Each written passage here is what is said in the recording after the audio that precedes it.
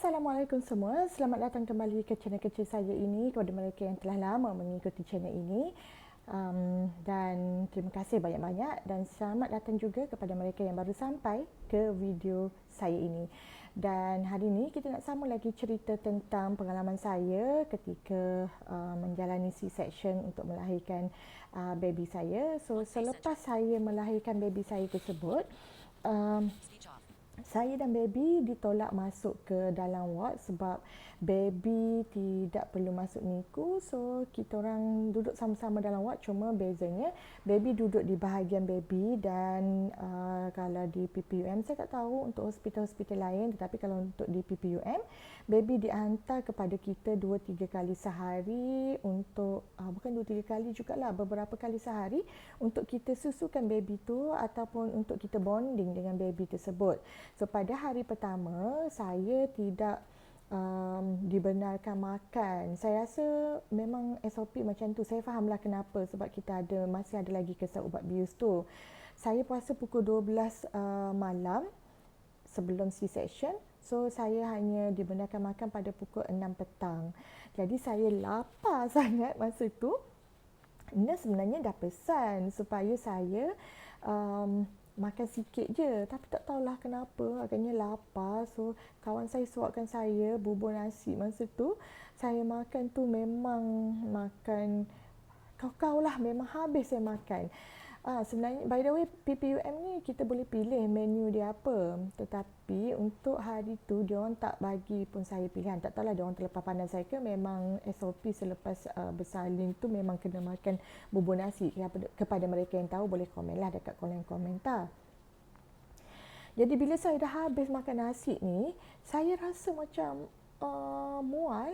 Lepas tu saya cakap, saya nak muntah. So kawan-kawan saya kelang kabut lah. Ada yang cari plastik dekat sekeliling saya tu, ada yang pergi kaunter cari plastik dengan nurse. Nurse memang bagi plastik banyak, tapi tak sempat kawan saya balik semula kepada saya dah muntah dulu. Kesian nurse terpaksalah bersihkan saya, bersihkan selimut segala bagai tu sebab saya muntah banyak. Yelah, makan banyak kan, muntah banyak lah. And then bila kita dekat dalam ward tu juga, kita ini pengalaman saya ni saya nak share kepada ibu-ibu yang bakal bersalin lah.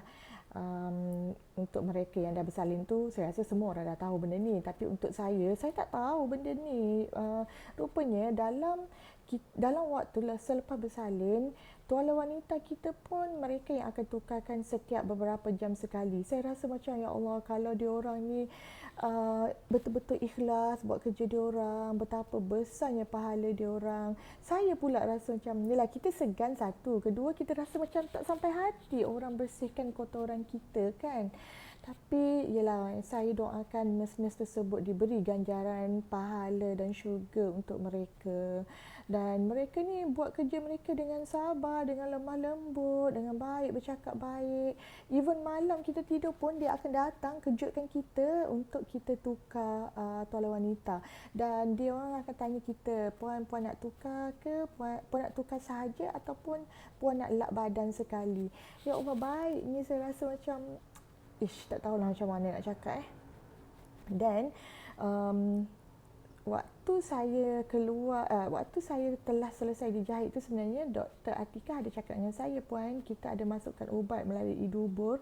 Tak tahu ubat tu ubat apa. Adakah saya tak dengar sangat dia cakap ubat tu ubat apa, tapi mungkin saya fikiran ni asyik duk fikir mana baby. Saya tak berapa dengar apa dia cakap.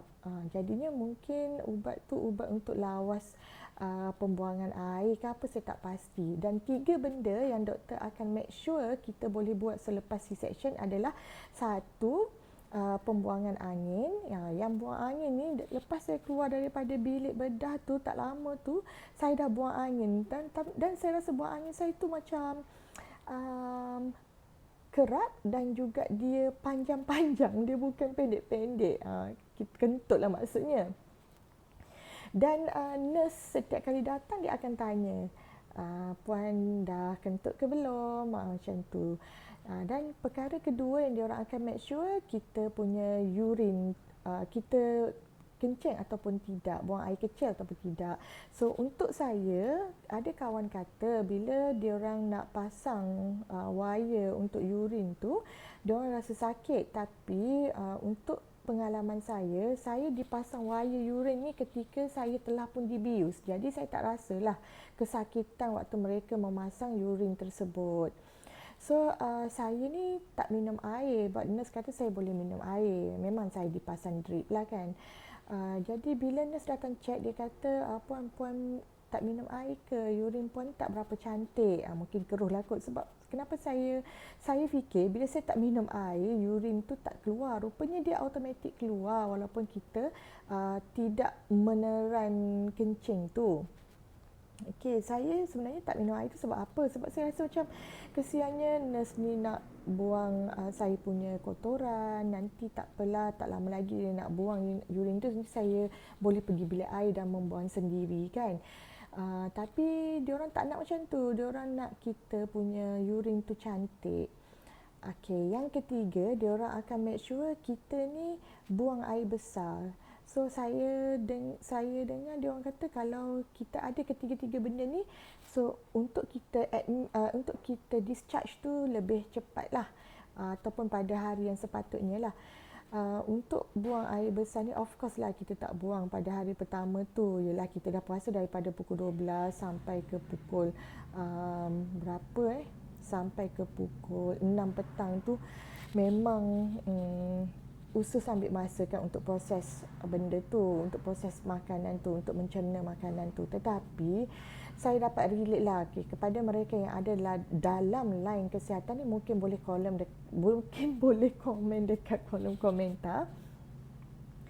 Kenapa? Tapi kalau saya fikir secara logik, kenapa tiga perkara ni mereka akan make sure? Disebabkan kerana berbalik kepada taklimat pakai bedah yang saya dah ceritakan dalam video sebelum ini, bahawa bila kita menjalani C-section ni, kemungkinan risiko kita komplikasi berlaku kepada usus dan juga pundi kencing. Jadi untuk make sure usus dan pundi kencing kita bagus, berfungsi dengan baik, adalah dengan memastikan kita kentut, kita buang air besar, kita buang air kecil.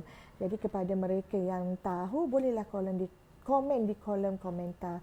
Kalau rasa video saya ni ada kebaikan, boleh memberi benefit kepada anda semua, silakanlah like, komen dan share. Dan jangan lupa subscribe supaya kita boleh berkongsi dengan cerita-cerita selepas ini. Mungkin lepas ni kita boleh berkongsi cerita-cerita berkenaan dengan penjagaan baby, pengalaman kita dalam penjagaan baby, emosi ibu, especially first experience menjadi ibu dan sebagainya.